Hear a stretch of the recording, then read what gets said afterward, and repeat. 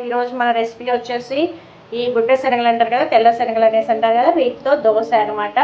So నేను అలసందలు order చేశానండి, ఎక్సలెంట్గా వచ్చింది. సో ఈ దోశ కూడా చాలా హెల్తీ ప్రోటీనేషియస్ ఫుడ్.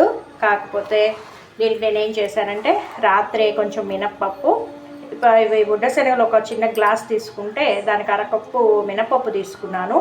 సో అరకప్పే బియ్యం తీసుకున్నాను. సో ఎందుకు ఇది ఎక్కువ మామూలుగా అయితే ఈక్వల్ క్వాంటిటీతో కూడా తీసుకోవచ్చు, కాకపోతే నేను ఎక్కువ ప్రోటీన్ కావాలి అని ఇవి ఎక్కువ తీసుకున్నాను. అది మీ యొక్క ఇష్టం అనమాట. దోశ వచ్చే విధానాన్ని బట్టి మీకు అనుకూలాన్ని బట్టి మీరు తీసుకోవచ్చు. ఇది ఏం చేశానంటే బియ్యం బాగా నానిన తర్వాత కడిగేసి ఈ వాటర్లోనే కొంచెం సేపు జీలకర్ర వేశాను, మెంతులు కూడా వేశానండి. జీలకర్ర మెంతులు జస్ట్ ఇప్పుడు మార్నింగ్, ఇవైతే నైట్ నానబెట్టాను, ఇది మార్నింగ్ అనమాట.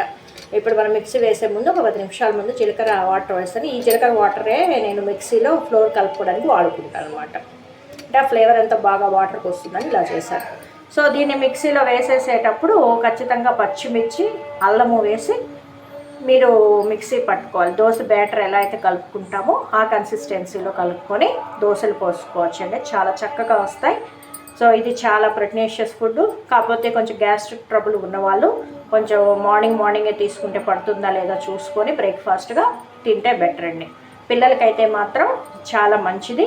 కొంచెం గ్యాస్ట్రిక్ ట్రబుల్ ఎక్కువ ఉన్న వాళ్ళు ఏం చేస్తారంటే అల్లము, ఈ జీలకర్ర అలాంటి కొంచెం ఎక్కువ కలుపుకొని మీకు ఒక రోజు తిని మీకు పడుతుందా లేదో చెక్ చేసుకొని మీరు మళ్ళీ రిపీట్ చేసుకోవచ్చు బ్రేక్ఫాస్ట్గా.